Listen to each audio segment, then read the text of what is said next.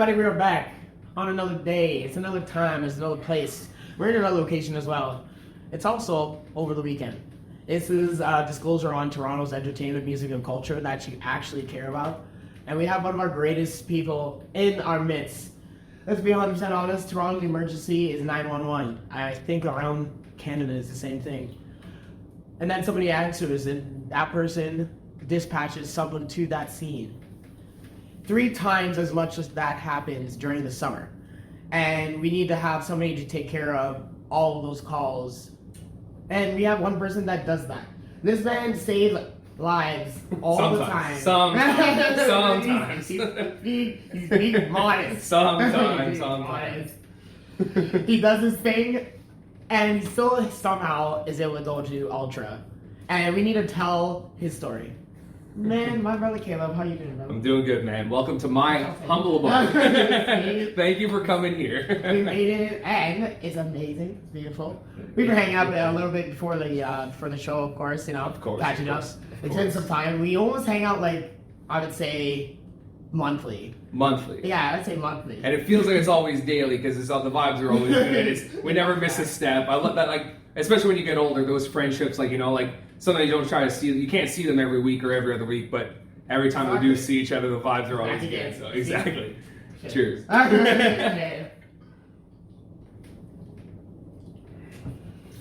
So nobody knows our story, but we know, everybody knows what our story of how we met is. Oh. Like, if you can break it down and like. Break it down from the start? From the start, back like when I was 13 to start? Exactly. Oh my god. Let's go from there and let's just go through it. Let's roll right through it. Well, obviously, I was about 13 years old, living in northern Ontario, which is a little town called Iroquois Falls, about 8 hours north of here. Absolutely jack all to do there. There's nothing to do. So I played video games. I always played video games, like most of my, childhood and adolescent life, and still into my adult years. And when I was 13, I got my first Xbox. And for most of you that probably know him, his name's Kyle McCutcheon, was one of my first friends ever on Xbox. And he was probably about 2 years older than me. But man, we'd game like way too much together. Like we're just like always just gaming, like Call of Duty, all this stuff, just spending more of our time on playing Xbox than out in the sun. So, we became really good friends, and then I was about 19 or whatever, so he was like 21. He said, dude, like, why don't you come down to Oshawa, we'll hang out, we'll go out, we'll drink, I'll introduce you to a bunch of my friends. I was like, oh man, like, where's Oshawa? And he's like it's basically Toronto. Well, we all know that's absolutely bullshit. Oshawa is basically Toronto, he says. No, so I was like, yeah, man, sure. So I just like packed up my freaking Chevy Cavalier. I was like, yo, I'm just gonna tell my parents, please, I'm just gonna go down to Oshawa for the weekend, and got there and obviously met Kyle for the first time. I met Shamar, his roommate, obviously your brother, and and then we kind of like we went out. I can't remember who else was there, like other than you, Shamar, me, Kyle. Oh. I think Tim was there probably, and we just had. Probably it. Oh man, and we just had the best time, man. It was such a vibe. Honestly, you guys are just a great bunch of people, and actually wouldn't even be here in Toronto without you guys. So that's kind of cool. That's kind of cool as well. So I wouldn't be having this podcast if it wasn't for like Kyle and that whole process, and yeah. Like, where the hell is this guy now? We don't even. Well, actually, Nova Scotia doing his thing. However, we decided to come here. We stayed here. Now, like, bestest of friends now. Yeah. And it's crazy to say that gaming kind of was 100%, man. Even with like work, dude, it's just like I do all this stuff for work, and I met all these great people, and as you mentioned, I go to Ultra and all these amazing festivals. I've made so many great connections because of Kyle McCutcheon, man. Because of Kyle McCutcheon, man. It's just the way it is. Thank you, God. Thank you, God. Yeah, after all that, we decided to, come together and we do all the great things that we'd like to do together. Yeah. I mean, like, the question really, truly would be, what do we do now? What do you do now? What do we do now? That's a great question. I feel that we're doing it, man. I feel like we kind of live our lives the best that we can. And I think for me, like, I've done a lot of festivals over the past couple of years, but really want to get back into traveling, man. Not only just for a festival. A lot of my traveling is surrounded by festivals, and I love doing it. But man, I like would love to go to like Japan. I'd love to go to like seeing many places in Europe and stuff like that. And honestly, man, like I got a house, worked hard to get that. It's out in Hamilton that I rent, and like I feel like I'm making good moves. And I think just the next step is just continue making those good moves, see the world, and Absolutely. go on from there, man. A lot of people always say like, oh bro, like maybe I shouldn't go to the city, maybe it's too late, maybe it's too hard. But then once you get here, the next thing you say, figure it out. Yeah. That's what makes it 100%. Man. I think just like the opportunities, like I said, come from a small town in Northern Ontario. There wasn't a lot to do, man. Either you were drinking, doing drugs, getting into trouble. Like there wasn't a lot of avenues. There wasn't a lot of things. Like I remember most of my Fridays and Saturdays, we would just drive around our home, like my hometown. Yeah. It takes 8 minutes to do a lap. We just call them loser laps. We're just doing that, and then hang out at like Tim Hortons, man, on a Friday or Saturday. I mean, sure, maybe we weren't getting into like whatever bad shit, but it's no way to grow up, man. So it was all right, but I knew I needed a little bit more. I needed a little bit something different. So I was a paramedic up in Timmins for a year, and I was just like not really doing much. So I said, fuck it, I'm just gonna go to Toronto, and then that's why I was able to even be here, because stayed on McCutcheon's couch and your brother's couch, right, for a couple months. Yeah. Right, I would do the whole commute all the way back. Yeah, Oshawa to Toronto just to do all that stuff. And like I said, like if it wasn't for meeting Kyle, like all those years ago, I wouldn't have been able to do that, right? And I wouldn't have worked here. I wouldn't even be here, man. So like I said, I owe a lot to you guys. Yeah. Was like the schooling, I guess, like troubling? Was it hard? Was it tasking? I'll tell you, it's tasking and it's hard if you don't. If you don't try, like you got to put a little bit of effort. It's important work, man. So, yeah. But if you don't put the effort in, and you waste most of your time, then yeah, it'll be taxing. But if you buckle down and work hard, and you can do it. It's not impossible to do. It's very possible. How is this? Do you think I can do it? Because I say I do some things, like I say I do it, but then sometimes honestly, I think no bullshit. I think you could. Like, I don't know. I don't even really know how you are on like the side, like educational level. Like, people are either book smart or they're street smarts, right? And that's like, it helps a lot in this job, because like it's nice when you have a little bit of a mix of both. Some people only have one or the other, and they still do fine. But you're the type of guy that you have such good street smarts and you're such good people skills and stuff like that. Like you can iron out the skills that you need pretty easily. But like a lot of the difficulty with this job, you have to talk to people, man. You have to talk to a lot of different people, like different backgrounds, different races, different traumas, like there's so many. This city is so diverse and so many different people. So you can't come at everyone the same way. You've got to learn to adapt. And I feel like you're that type of guy that can adapt, that can like, you can I can throw you in a room with 20 random people, and by the end of it, you'll have 20 new friends. So it's not that you're trying to make the patients your friend, but I think you can go into a situation, make sure that they're okay, reassure them. A lot of this job is like reassuring people that they're going to be okay, right? It's the worst day of their lives sometimes. You just got to reassure them that even though it's the worst day, it may not be the worst thing that's going on, and we're going to do it together. I think you can do that. So yeah, I think you can do the job. Yeah, that sounds nice. I think I could save one person at the least. That's the goal, man. That's the goal. If I make one person's day better, it's a good day. It's a good day. Does the actual does the weather actually change the outcome, I guess, of the calls? Buddy, full moons? No. Man, I don't know if they all text each other, they call each other up. Yo, you guys see that moon? The moon's full. Let's go. And dude, I don't know what it is. It's something in the air, but like, yeah, man, like full moons, absolutely disastrous. Like it's night and day, and everyone feels it. It's just like it's so palpable in the air. It's crazy. We just had one. Yeah, we just had one recently, and it was just like all the crazies were out. All the crazies were out. Everyone was going wild. Everyone's drunk. It's like, what the hell? Did I miss a holiday? Well, what's going on? Technically last weekend was Canada Day weekend. I'm pretty sure. So I guess that's probably why everyone was like, yeah. Oh man, lucky for me. There are certain times in this city that I like GTFO. I know when to leave, and I'm like, I did not want to be working this thing. Yeah, Canada Day was one of them. I was like, man, like they had called for overtime. Like we are so short staffed, but they called for overtime like 6 times or 7 times for like Canada Day, and that's a stat like that. You're getting paid more to do it. So if they can't fill that day, you know that there's not a lot of people. Yeah. So you're just like, I don't want to be here. Toronto, when Toronto won the championship, I was gone. I was like, the last thing I want to do is be working that weekend. I was like, no, get me out of here. People on scaffoldings, just dancing on Boston. Dude, we had stories of like, so one of my buddies, real good buddies, he was trying to just get across university for a really like serious call, and he couldn't. Like it was so dense of people like in the streets, couldn't get through. Like going from west to east or east to west was near impossible. And there were some pretty like bad things that kind of resulted in that, like unfortunately. But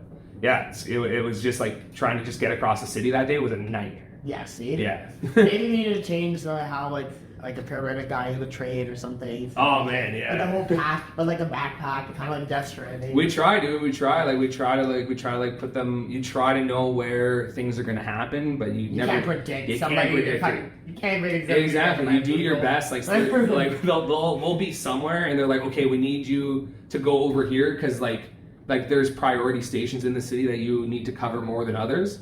And they're like, okay, we need you to go here. It's like, it's just, there's more of a chance to get a call. And then you'll literally get to that spot, and then a call will drop where you just came from. You're like, oh, you can't predict it. But they tried it, and it's a failure. Kind of like a, you know, I guess it does sound like a distress beacon, obviously. Yeah, the beacons are lit, yeah. In the city, the beacons are always lit. We always need help. Man, we got like Peel doing calls, York doing calls, they're all doing our calls because we're just, wow, man. Oh, we're getting beat. North, south, east, and west. Oh, we're getting beat. Yeah. Hey, well, man, we need all these people to come in, man. We need all these people to come in.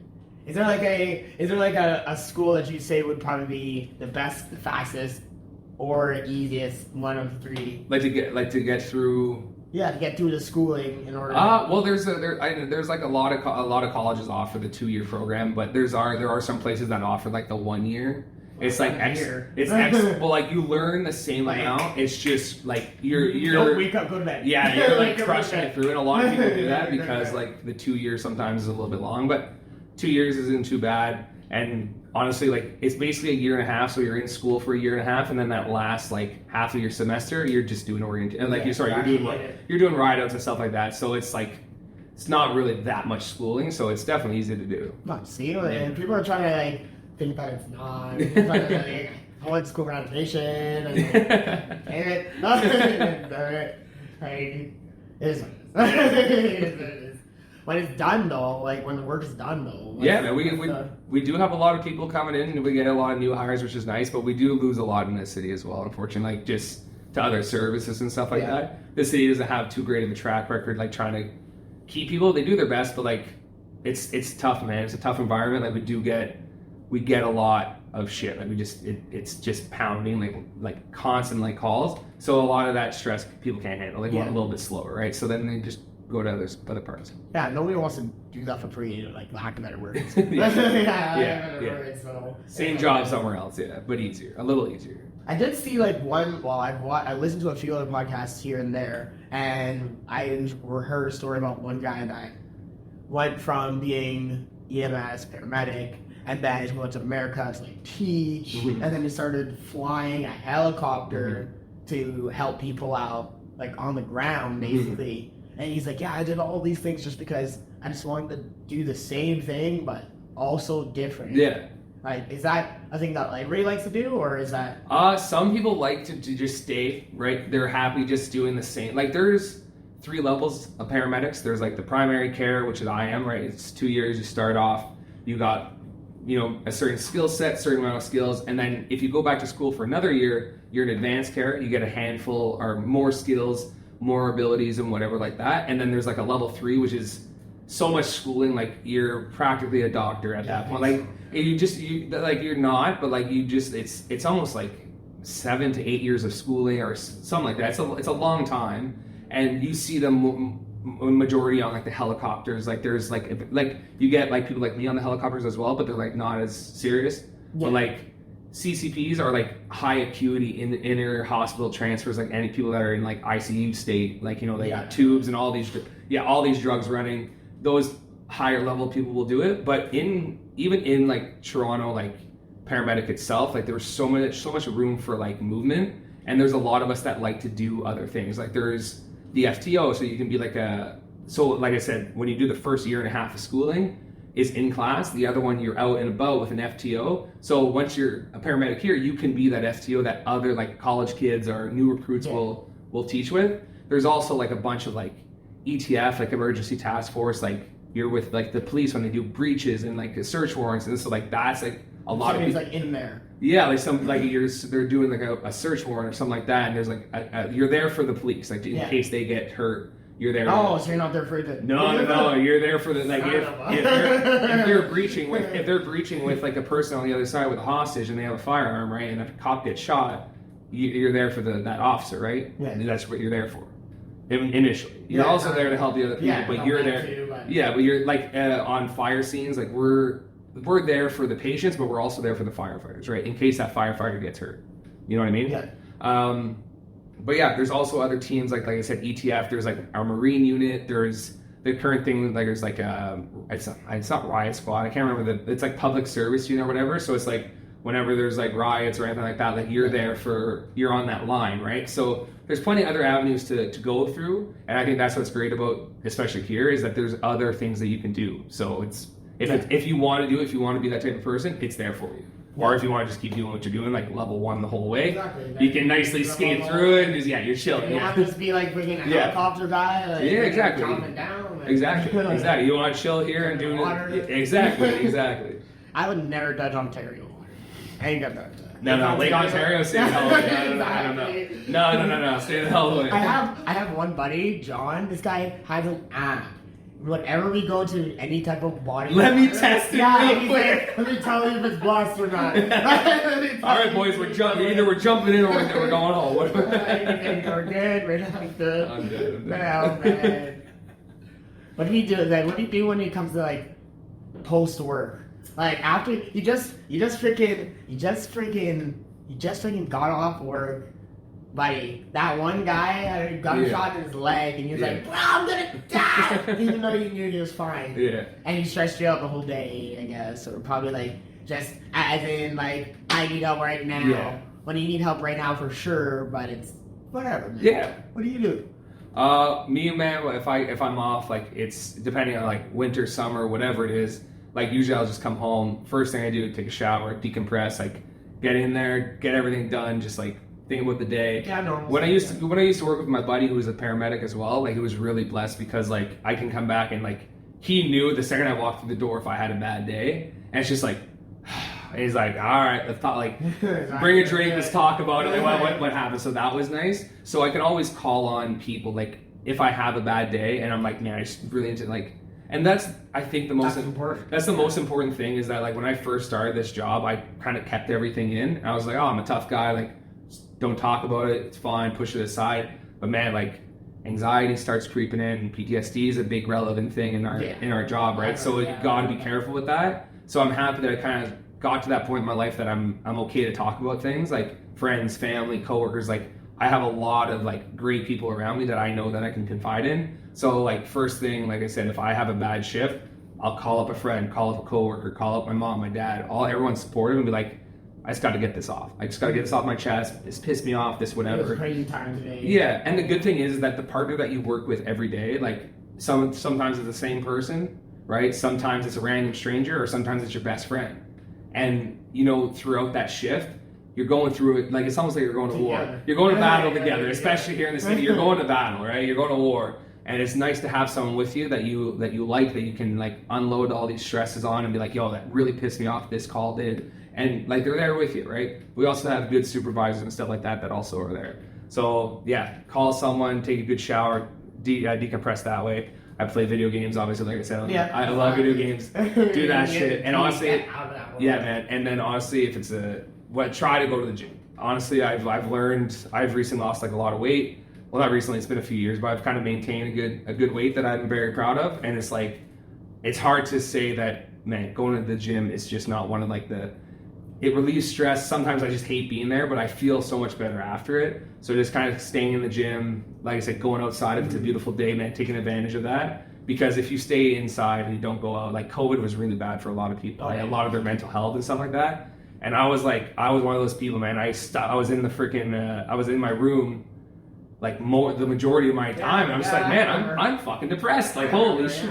Yeah, I am fucking depressed. And it's like, in a lot of like, and then seasonal depression hits, and it's rough, man. So trying to get out there, hang out with friends, like, work out, exercise, like those are the main things I do, especially if I have a bad day. I do it if I have a good day, but on those bad days, it's more important, right? Because you just had a bad day, you need to stick to those things that will make you feel better, right? You're not feeling good today, but by doing those things today, you'll feel better tomorrow. So. Do you do a sauna? We got a sauna in the building, bro. We got a sauna in the building. Most important part, buddy, like the sauna, it's either before or afterward. I think it's like yeah. Ching, it needs to be done. Oh yeah, man. Yeah. The place, I just, you sit down, you relax, and then you just, and for me anyways, what I think is the words, what made you frustrated today? I'm trying to get that what pissed me off today? Just think about it not even think about it for a second, actually, just let it kind of go by. For sure. Mindfulness style, so you can kind of just, grasp that. Yeah. That way, the next time or something like that happens, or a situation makes you like in that spot, you can think, well, at least me and sorry. I could think. I Speaking for the people. Yeah, I can think for myself, really. I could think, this is a situation that makes me angry. Yeah, 100%. I need to, or frustrated or whatever, but it's all right. Like, anything, And that's what it is, man. A lot of it is that self-reflection. You got to be able to look in and be like, what's pissing me off today? What upset me? Right? And that's what a lot of people don't have, is that ability to look in and be like, why am I feeling this way? And you got to address it. If you don't, it's just going to stir. Exactly. It's going to stir, and it's never going to get better, right? It's never going to get better. Nothing big is stir. We had one of our friends, her name is Kayla, and she asked the question is, what is your work superpower? I wanted to save this one because it sounded like it needed to be asked. Yeah. But I wasn't too sure. My work superpower, honestly, like, I kind of already touched on it with you, but like, I don't know, it would be like just like my ability, like almost like a verbal ninja, man. I don't know what it is. Like, I can walk into any situation, even in my like personal life, but especially at work, I will walk into a situation and kind of feel the vibe out and know exactly what I need to say to this person, right? I can usually get onto their level really quickly, and it's, for some people, like some paramedics are very antisocial people, right? It's tough for them sometimes, which is weird because it's such a job that you need to talk to people, and like sometimes they're very like, what's wrong? Yeah, it's like, what's wrong? Exactly, right? But like the ability to like just go into any situation, and honestly, man, probably weird to say, but mostly with the crazies, I can just like, I mean, I probably shouldn't call them crazies, but they know who they are. But no, it's just like they're like, when I say crazies, I'm talking about there are certain people like that suffer from mental illness, and like those aren't the people I'm talking about. But there are certain people that like they're just so gone, like whether or not it's long abuse of drugs or whatever. It's just like, oh, you're actually crazy. Like, you're actually insane. In his current state, you're actually like the people that throw shit at people and all. Like we have those. Like they like. Literally multiple people have had shit thrown at them. It's like there's something wrong between your head, right? Like, and imagine waking up, you're like, okay, I'm gonna try to go help someone today. Shit on your chest. You're like, fuck. You're like, fuck. This is not how I thought my day was gonna go. But no, honestly, just that ability to like talk to anyone, and I feel like I can level with a lot of people and like kind of get them to like calm the hell down, or what do you need, and like even as far to say as when something bad, like. The worst thing is if someone's loved one passes away, right? Or someone like they die or whatever. Yeah. Like that ability to be able to talk to that person, like you gotta have that empathy. You gotta have that. You gotta have it, right? You have to be able to sit there and be like, but you gotta do it without getting too close, right? So I do think if I had any type of superpower, it would definitely be like just like being a verbal ninja, man. I think my words just be sliced. I find my way through. I find my way through everything. So yeah. It's amazing to be able to at least be able to just talk, or to be able to allow the conversation to flow. Basically. Yeah, 100%. Because again, there's some people that just want to do but talking and just not talk to anybody. Exactly. They do, man. They like sometimes they're your partners, and you try to like encourage them to whatever, but it's just like, oh hi, and it's just like you can just see like the patient isn't like receiving it well either, right? And you got to be able to adapt. Like I said, like if you're talking a certain way.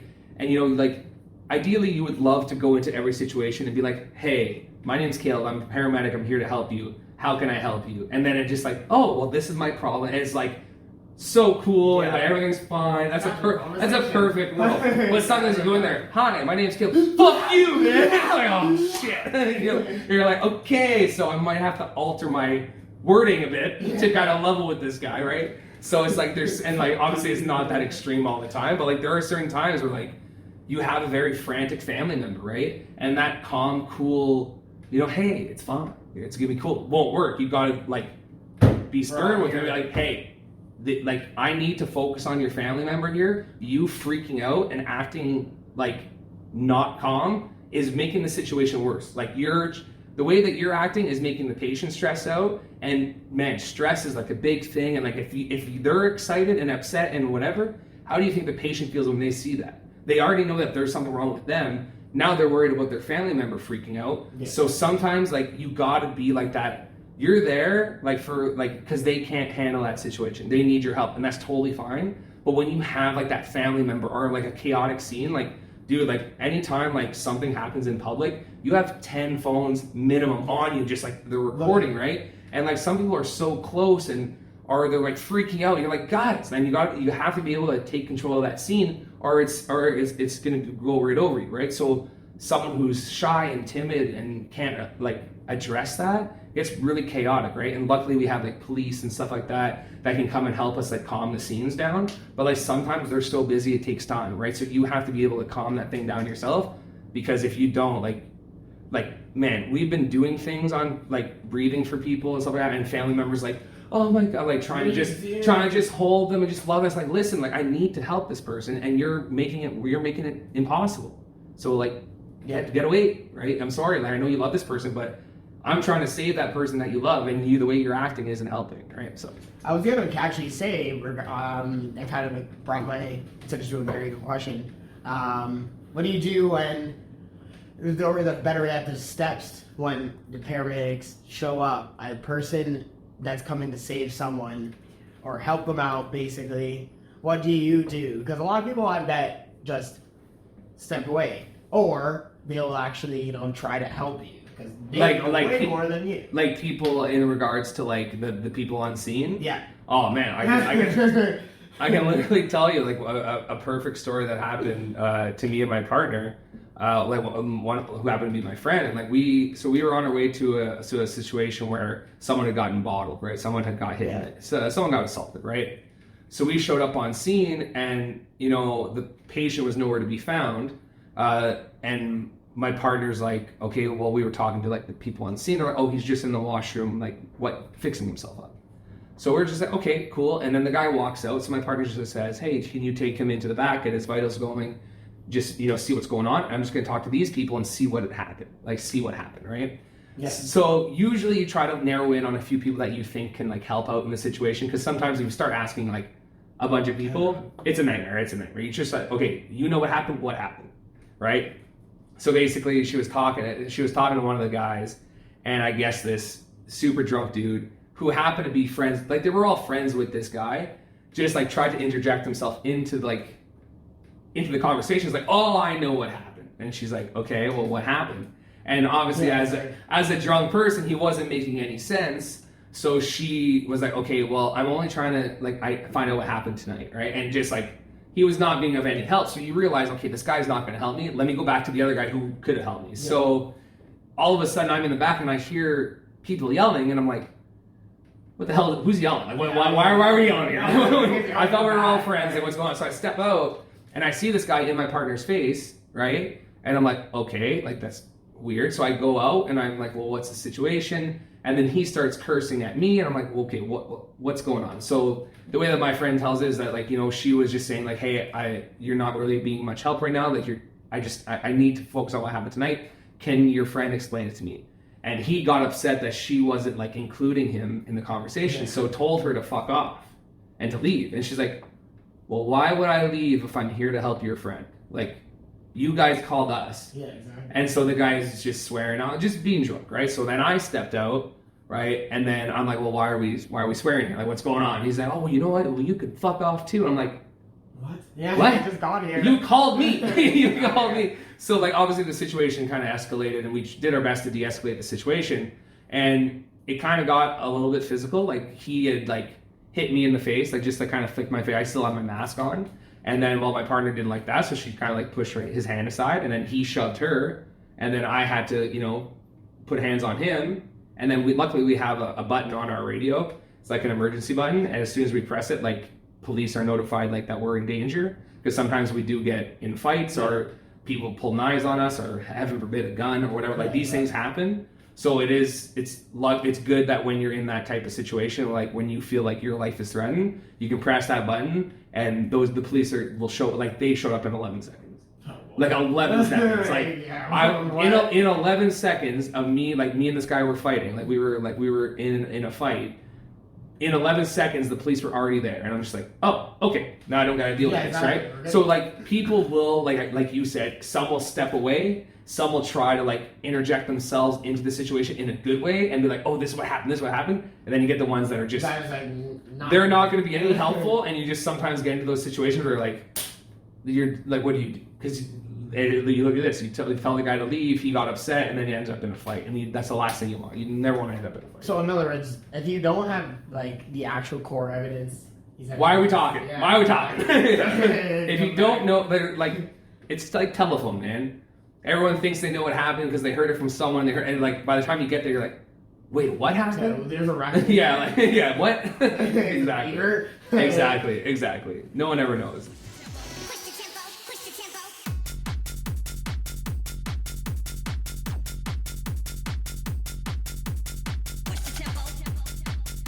I want to be real quick because we have like so much things we can speak about, like topics. But I have two things that make it real simple. Two things I really love to see you see. Okay. Like your eyeballs see basically. Oh no. It's actually just two photos. Okay. One photo is actually still from a video. But the first one is essentially what you've already seen earlier. Yeah. So we have essentially, everybody already can see it. You can see the photo of you in complete disgust, but shock, disgust, contemplation. Okay, what are you seeing? Because this is explaining background. You need to tell us more about what's going on. Yeah, kind of the backstory on this.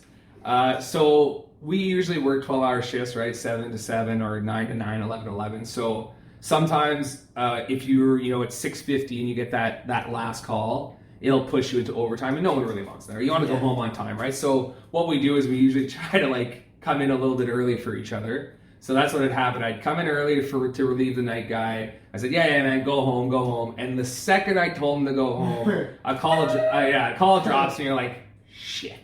But you're like, you know what, you're there to relieve them. It can't be that bad, right? Because all of them start by sounding the same. So it goes off through the station and just like beep, beep, beep, beep, beep, beep, beep, says your truck number and then the severity of the call. So we do Alpha, Bravo, Delta, Charlie, Delta. So Alpha is low priority, Bravo is meh, Charlie's okay, getting serious, Delta's okay, it's life or death, and then Echo is they're dead or dying. So Alpha, Bravo, Charlie, Delta, Echo. That's our severity system. So the severity was level Delta. So I'm like, damn it. And then the next thing they said was Delta pregnancy. I'm like, shit. I'm like, god damn it. That's the one thing I don't like to deal with kids, man. Kids love them to death, but they're just so complex in their own way, and especially pregnancies. So much can go wrong. And you're trained to do it. It's just you don't ever want to be in a bad situation where you get a breach or so breach just meaning either sometimes they're facing the wrong direction, the cords there's just a foot sticking out. Sometimes real bait. Yeah, sometimes it doesn't go as planned. You want it to go as planned, but sometimes it doesn't. So when especially that was my first time ever doing it, I was like, oh please, for the love of God, just be easy. Don't be difficult. So we showed up on scene, and man, when I walked up those stairs and full on, I was just looking straight into this bathroom. And there, sure as shit, was a girl on the ground with her legs open, and and the baby's head is just to say sticking out, and you're like, oh well, fuck. Because usually you'd like to either get them to the hospital or you want to get them to the hospital. You really want to do that there because it's just sometimes, like I said, things can go wrong. And it was kind of annoying because I looked at this bathroom, man, and by the time I would step foot in the bathroom and like that was it. Like you saw her on the ground facing me. There was like like the sink here and then like a tub here. There was no space. Yeah. So when I asked her, I was like, oh, like what was the process of how we got here? She's like, oh, well, I was in my master bedroom and I look over and this bed, like this room is huge. Baby. So much space. So she's like, yeah. And so I started to feel like the baby was coming. So I decided in my infinite wisdom to come to this very small area. And I'm like, okay, no problem. So I mean, it's a bathroom. It's a bathroom, but it was a very small bathroom. Like I could barely, like she was barely fitting in there, let alone me. I was like, if you look at the picture, I was almost 300 pounds. 300 pounds. So like, this is not a great bathroom. So anyways, I was like, dude, I can't remember. Oh, I don't remember what year this was, but I definitely wasn't long into my medical career, and so I'm trying to explain. Like a lot of times, man, like people got to understand that like. When people are freaking out on scene, usually, like, sometimes we are too, like, on the inside. Yeah. Like, I was freaking the hell out, but I can't show her that. Imagine you call 911, and he's like, holy shit, that's a baby, bro. Like, it just runs away. No, so you gotta kind of be like, okay, yeah, like, everything's gonna be fine. I've done this a million times. No chance. So I was trying to just going over through the explanation of what's gonna happen. And like I said, usually with enough space, you'd have your partner beside you. We can get some blankets underneath. We could set up our OB kit, which is like, heaven forbid something went wrong, or like just during the pregnancy. These are tools that help me. Like there's clamps, there's like a suction thing. Lord knows, Lord, if I have to like suction the baby, right? Because sometimes they don't come out breathing, right?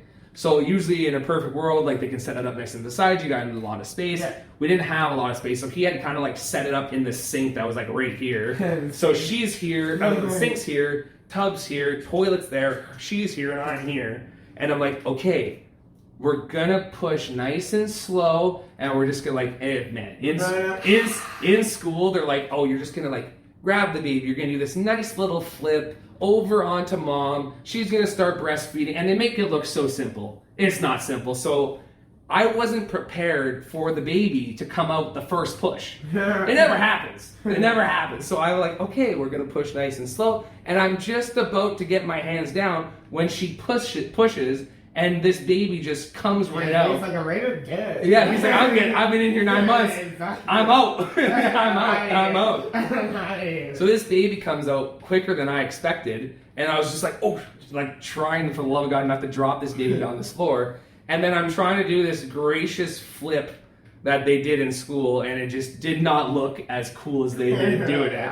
But the baby got to mom and started breastfeeding, and everything was fine.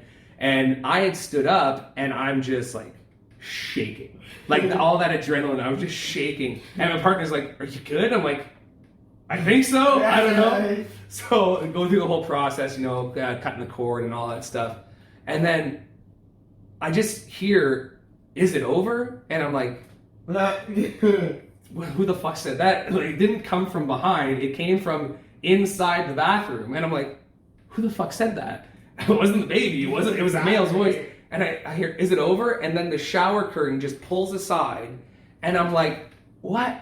It was the husband in the bathtub. And I'm like, didn't say a word the whole time, the whole procedure. And I'm like, what are you doing in the bathtub? He's like, splash zone. And I look down, I'm being covered in all these like fluids and stuff like that. I'm like, makes sense. Oh, I see this why. guy, I see why he knows. This was my third one. Yeah, he knew. So yeah, so I just like, the reason for this photo is I had just gone back to the truck, and thankfully it all went swimmingly. Like it was all easy, like when I say easy, like births are never easy, but this just went perfect. Like didn't have to worry about anything. Baby started crying immediately, which is ultimately what you want. You just want the baby to start crying. So luckily they had their midwife show up after, so they were going to care for the baby there. They didn't need to go to the hospital. Usually they don't, which if it's a healthy, like people do home births all the time, right? So it was a great birth. Everything went fine. They had the midwife there. So I had just gotten into the truck, and my buddy looked at me as I was taking this photo because I was just so disgusted. I was like, what's the... I gotta gram this or something. I gotta take a picture. Because I gotta look back on this and be like, I remember that moment. Exactly. I just didn't think you'd show me this picture now. Here we are. I thought it would just be my self-reflection of like, yeah, I remember that time. I didn't think it would come back to me. Oh, buddy, I have even more wilder story, and I also like Oh, this. no. I like this story. It is completely different from everything else that we've talked about all day. Okay. But it's a story that still with me was like, I like this. I like what happened. I like what's going on. It's more about just a photo of you and. Oh man. I was like, perfect screenshot. Guy takes a still. I swear there were better stills to take of this moment. Absolutely, but this is the one that I needed. Yeah. So, my parents, amazing people, love them to death. Like, just like two great parents, and like honestly, I count myself so lucky to have them, and you know, just always pushing me to be my better self and stuff like that. And obviously, in the photo here's my mom, and we had just got back. I was just in Mexico for kind of just like every year. Like my parents are retired now, but they try to travel at least once a year to somewhere. Yeah. You know, they're retired and enjoy their retirement, right? And my mom decided over the past couple of years she is deathly scared of heights. Deathly scared. She hates heights. But like she's like, you like realized it. like fear of falling and just the height. Like she has it all. Like some people have one or the other. She's just terrified of heights, right? So like I said, for some reason over the past couple of years, she just wanted to like try to face her fears. So even before this photo, we were in Mexico a few years ago, and we had parasailed for the first time. And oh my god, man, it was so funny because like it was just me and her. They bring us up to like 300 or 500 feet. It was high. It was high for I love heights, and I was just like, oh, shit. This is pretty high. I'm loving it, but I was like worried for my mom, and she was just like, like holding on for dear life. She was holding this like position, like massive core exercise the whole time. Didn't relax. Her fingers were like losing.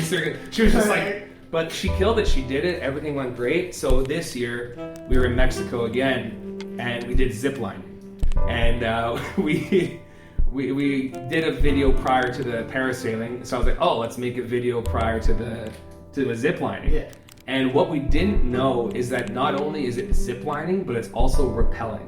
And if I would have known, if I would have known that you were going to show this, I would have given you the video of her rappelling. Because so you got to understand, this woman, bless her soul, like prepares herself mentally. She's like, okay, we're going to zip line. We're going to just do this, go up, do this, go up, this. It's going to be done. It's going to be fine, right? She has a great time doing it, but she has a set plan. This is what we're gonna do. There's 5. What I think it was like. But we're getting on phone. We're getting on video. There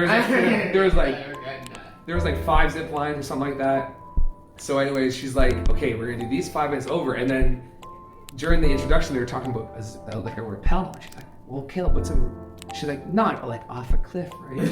And so like the guy's like, we're gonna rappel off a mountain, and I was like, well, yes, exactly. Actually, that's exactly what it is. That's exactly what it is. So she had looked at me like fearful, like she was like, I don't know if I can do that. I was like, oh, let's just get there. We'll see what happens. So we do the zip line. She kills it. She screams the whole way. Yeah. But she's terrified, but she's enjoying not only doing it, but doing it with like.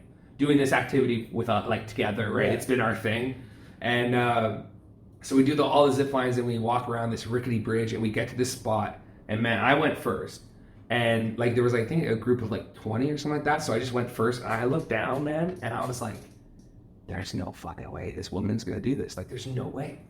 I love this shit, and I was like, okay, that's kind of high, and I'm like, I'm gonna do it because I love this shit, but I was like, there's no way this woman is gonna like, she's secured in on a zip line, and she like the whole safety. They had a safety introduction. It was all good. This was like, okay, you do this, you just let yourself down, we throw you off this cliff. She's like, what? Yeah. And so I do it, and just, dude, oh my god, this video is so funny. She just sits there and she's like, I can't. I was like, yes you can. And she, eventually, I'm like, I had done it. I'm screaming up at her like, you can do this. It's okay. And she kept like trying to talk to me, but by talking to me, she was looking down at me. I'm like, don't look down. Just listen to what I'm saying. Yeah. And she kept like looking down. I was like, you're making it worse. Exactly. You know what I mean? Like, just by watching. Exactly. Like just by like keep looking down, it's making it so much worse. So she eventually did it, bless her soul, and we did the whole thing, and we had such a great day. But yeah, so we've done parasailing, we've done zip lining, and now she was like, well, now we got to figure out what next to do. And I suggested skydiving, but she reassured me under no circumstances is she jumping out of a fucking plane.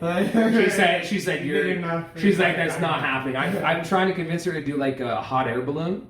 So she's pretty terrified of that. Like, you gotta remember, she's terrified of heights. So this little rickety basket with a balloon isn't really reassuring to her, right? So we're trying to do that. I'm not sure what else we can do, like height-wise. But yeah, she's trying to... Skywalk? Yeah, maybe, yeah. She's trying to conquer her fear, so yeah, it's good for her. That's the best one I would say myself. I want to kind of do the skywalk because I want the photo to say I've done it. Yeah. I've already like gone up to see it, like done the stairs. Whatever the stair walk is. But that's inside, like, and you're walking inside. Exactly. Yeah, I would definitely do the skywalk. I would do the skywalk. As you were using the bathroom, you said that there was a missing portion of the zip lining story you needed to include. So I just confirmed that I can get, hopefully I can get it tomorrow. I can get that video proof of her having a lovely time going down that zip line. But it was pretty funny. So like I said, I was already at the bottom and I was trying to coach her down from the top. It wasn't going well. And she had actually come out on the edge. Like she went out, went in, went out, went in a few times before she actually committed to going down. And when she came down, she was obviously super emotional. Like, I was terrified. But when she was coming down, there was also like a 10-year-old on, so it was two at a time, right? So there was her and then a 10-year-old. The 10-year-old was killing it. So my mom's like, okay, well, if because when we were parasailing, there was a little kid on the boat and he had done it before her. And she's like, well, fuck, if the 10-year-old can do it, I can do it, right? So it was almost like a similar situation where the kid was going down. She's like, okay, well, I can't let this kid like make a fool of me. So she started going down as well. But actually, what my mom had told me is that when she was up there, the kid was like super excited, like ready to go, having a great time. But because my mom was panicking so much, the kid started to cry. The kid started crying and she didn't want to do it anymore. So my mom felt bad and then was trying to reassure her that it was okay. Even though my mom was terrified. No. But no, the little kid was like, okay, maybe this crazy lady's got something going on. And like, you gotta remember, I was the first one down, so it was a group of like, I can't remember, like 20 or whatever people. So there's still like 20 people up there, or 18 people up there trying to like encourage my mom to go over. And then finally, because this 10-year-old girl went over the edge, she's like, well, fuck, I gotta go. So she made it down, yeah, she made it down. And she figured it out. She figured it out, yeah. And like sometimes I don't experience like fear of heights, but I think sometimes I do experience vertigo for sure. Mm-hmm. Where I'm like, whoa, I should not be like at this point. I should not be like this high now. Yeah, kind of deal. I remember doing a virtual reality at one. I think it was actually at a kid little Hayden's place actually. Where he was like, sell it on, you're gonna shout out the place. I know, shout out. Like, I'm pretty sure the moment I put it on, I was like, I looked around. And I was like, that's a whole different. Yeah, that's a whole different animal, man. I couldn't imagine. Could not imagine. There was one where they put the VR headset on. It's like just like you walk the plank. Your sole objective is to walk this like 6-foot plank that just like it's just like it's over like a 300-foot drop. Like it makes no sense. It's just to see if you can walk over the bend, walk off the ledge or not. And you're safe. You know you're in your house, but you're still like it's crazy how the mind works, man. It's crazy. But at this point, essentially, I think we had enough time for maybe one more story or more crazy thing that happened in the world. My question would be, do you have a one that resonates that comes to your mind right off the bat? Yeah, like I think so. I think you had. It's gotta be music. Well, you had mentioned you had mentioned before we had started. Like some of the like just a couple things you wanted to know, and you had mentioned you were like, is it hard to kind of keep your hat aside, like I do go to all these shows and stuff like that, so is it tough to kind of always be that person to help people? Because like there are times when I'm drinking or I'm smoking, like I'm like under the influence, it's like, well, technically I'm supposed to help. I'm like almost legally obligated to help people. Like if I'm driving by an accident and I don't stop and like let's just say in a weird world, someone finds out that I didn't stop, like I could get in shit. Like, I can like, because being a paramedic, actually, even if you're first aid certified or CPR certified, and there's an emergency and you don't help, like you are, like there's like a law in Canada, which is like the law to help, or I can't remember exactly what it is. It sounds like it. Yeah, it's just, it says that if you have the ability to help and you don't help, you can be held liable. It's very weird, but that's just Canadian, right? Yeah. So like there are a few stories, like some that like end very well, like when I'm drunk or whatever at a festival, because even when I'm like either a little bit intoxicated or whatever, there are times where if someone needs help, I can help them, obviously until someone shows up, because you don't ever want to, you know, interfere with people that are coming in that are clearly sober, clearly well trained and stuff like that. But like if there's no other option, like I will help if I can, right? So actually recently I was at Electric Forest, and it was like day one, and I was just like day one, and someone's already like the madness is already like is getting people, right? So I'm sitting there at Odessa, and I'm drunk off my mind, and I'm like, I'm gone, and I'm just sitting there, and I'm enjoying I was there with a couple of friends, and then they had left, so I was just kind of like just vibing up by myself, not in any capacity to work at any point. Like I am not and that's always the weird part, is like when something happens and you're with friends, and I don't know if you've done it. I know Tim's definitely done it. Shamar's definitely done it. Dexter's definitely done it. Where it's like something will go on and they're like, this guy's a paramedic. I'm like, no, not tonight. Don't tell this shit. No. Man, right? No. So I'm sitting there. I'm at Electric Forest, and I'm absolutely fucked. And I'm just watching and having a great time, absolute great time. And then all of a sudden, I was making friends with like the people around me. And then like there was just like a guy that was just like, make space, like freaking out. And I'm just like, what's going on over there, right? I'm just like, because I'm interested. It's hard to like if something's actually wrong. And like I said, heaven forbid someone's dead or overdosing or whatever. Like if someone needs CPR, even if you're a little drunk or whatever, you can. You're better than nothing. I'm better than nothing. Right? Like you can do that. I would not be advocating like, oh, I'm a paramedic, let me help. I wouldn't do that. But it's like, so I was a little interested in like the C's were partying, and we're just like looking, like waiting for something to come from the other way. And at this point, there was like 4 or 5 people like spreading the crowd. We've now like parted the seas of people, like waiting for like an ambulance or I don't know. Well, we didn't know what we expected to come. Like the officers, like because like at Forest, like big sheriff guys with their hats, like it's Michigan, they have like the whole outfit. So we're all just like waiting for that to happen. And it's like a minute goes by, nothing happens. 2 minutes go by. I'm like, okay, what are we spreading the seed? Like, what's going on? Like, nothing's happened. So then another couple other people, about 3 minutes later, like this whole ordeal, like where no one had showed up, was probably a solid 5 minutes. And I'm like, okay, these people are still freaking out. Like 4 or 5 minutes later, no one's come. Let me just like walk down nonchalantly and try to like get a scope of what's going on. If someone's dead, heaven forbid, or someone's like overdosing really badly and is not breathing well, like heaven forbid I have to help. But at this point, no one seems to be coming.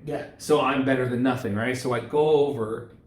Okay, maybe it wasn't 5 minutes. Maybe it was just a drunk 5 minutes. So it was like probably 2.5 minutes. Like, I felt like it was enough time that I was like, okay, maybe no one's coming. I should just go check. So I literally walk down this like perfect sea of people and get to where it was going on. Bruh, there was this girl just vibing out. Have you seen those inflatable like couch things? They just like they split open, you fan them to like open. And it's like it literally looks like a fucking just like an inflatable like fucking vagina on the ground. So she was just sitting in that thing and just like enjoying the music, and I'm just like, what's the emergency? Like what's going on? And everyone is still freaking out. Like, oh my god, is she okay? And I was like I didn't say it. I was just looking. I was just, like, in my head because I didn't say anything. I didn't say, "Oh, I'm a paramedic. Let me help." I was just like looking from the side. I'm like, she looks pretty good to me. So I was just like, okay, she's not dead. She's not dying. She's not like very. So I'm just gonna leave because like she clearly doesn't need me, who's not sober. Like I can leave. So as soon as I leave, I go back to my spot, bruh. Like 6 cops, like medics are like running past me, like just out of nowhere. Get out of the way, man! Get the hell out of yeah, everyone's just like pushing everyone out of the way.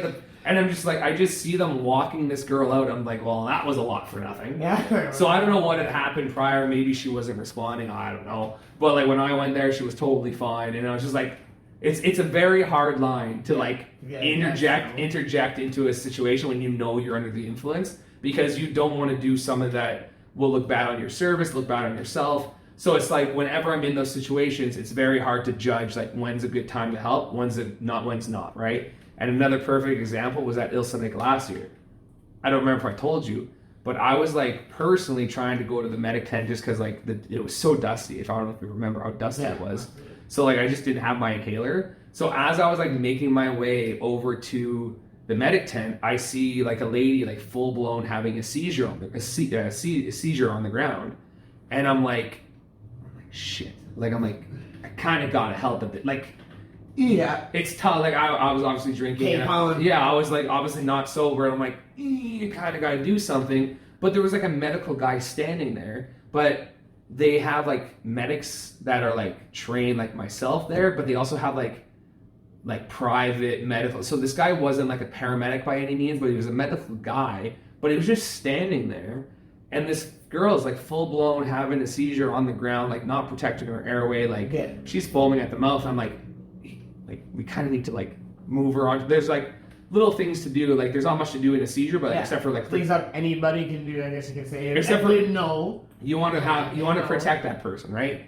So I'm just like, okay, just go quick. So I go over, I'm like, hi, and I'm just like a parent. I'm just gonna like, so I roll her onto her side just to like, because she's like actively like not vomiting, but like she's foaming at the mouth, and she can aspirate and like choke on it and die, right? So I was just like moving her over to the side, and then her husband or boyfriend was there. I was like, oh, like, what did she take today? And she ever had? He's like, no, she's never had a seizure before. She's obviously drank a lot. She's taken a few other drugs, blah, blah, blah, blah. And I'm looking at the medic, and I'm just like, or whoever he was, and I'm just like, dude, can we get like a stretcher here? Like we need like her to be like transported. Like she's having a first time seizure, which is very serious. And he just like didn't like seem to, not that he didn't care, he just didn't know what to do. So at this point I was like, okay, listen, man, I need you to like call whoever your boss is or whatever and like get a stretcher here or something. Because she needs to go to the hospital. And the guy's like, wait, I was like, dude, like if you're telling me that this is her first time seizure, she's never had one before, she's taken a lot of drugs together, she's drunk, whatever, like and then she finally comes out of it and she's like, oh no, I'm fine. I was like, but you literally were not responding to me for 3 minutes, which means you had a loss of consciousness. Like you weren't conscious. And she's like, okay. And like they were all like, they're like, okay, let's get some help. And it took them, dude, I couldn't believe the failure of the medical part of Ilsonic. I could not imagine. Like there's even more stories about it, but like I was just, my original point was there are times where there are certain situations where you're like, I can help a little bit. I can help a little bit, but this like I said, you will really want to be careful because there are certain situations where you're still intoxicated, you're still under the influence, and you're like, is what I provide going to benefit the patient, or am I just going to get in the way? Because remember how I said there's people that just always interject themselves in the situation, and you just don't want to be that person. You want to be able to provide something, but then as soon as those people that are sober and trained get there, you're like, okay, this is what I just did what I could, but I'm just like, I'm going to leave now. And that's usually what I try to do. So if a situation arises where I'm at a show, a festival, where someone looks a little bit too fucked up, but they're going to be okay, I'll let it slide. But if something is like, shit, they need help now, I'll do my best to help. I'll come in and help a little bit, but then as soon as I find my exit, I'm out, because I already know that I'm under the influence. I shouldn't be helping more than I can, and I've done what I can. So I know, I'm sure at this exact point, like you're always at that point, the best place or the best time to have somebody save them. I'm telling you, man, when I'm drinking or something, it's like a beacon goes off, like something always happens. I'm just always in a situation where someone needs help, and I'm like, do I help? Do I not? It's like they know. It's like they know. All right then. Yeah, it's like they know. Maybe like chiming into a friend or something, you know, like, you should do that. You should do that. Shamar, you should really go put an airway in that person right now. They're not breathing. Shamar looks at me, what do you mean? Just do it, Shamar, do it. I look like they're enjoying this. No. No. That's delirious. Shamar, the darkness has them. Go help them. Exactly. Go help them. It was a good. It was. I think we had a good time. I think it was the whole thing wasn't amazing. I think it was good. I think it was good. Yeah. On this point, like, I feel like we only scratched the surface when it came to all the things that My trauma, yeah, just scratch the surface. Our things that we have. Yeah. But I'm sure that we need to get that out in order for we laid the groundwork. that way a lot of people can, exactly. We laid the groundwork. Chill on it. Yeah. And maybe one person will be like, bro, that was me. No, that's my name. That's the whole point. It's like you got to give enough information that it gets people like you tell the story, but like heaven forbid someone's like, yo, that was me, bro. all the names were changed. Bill's actual name was Tom. Caleb, this is amazing. Thanks for coming. I mean, I guess you came here, but I'm on your show.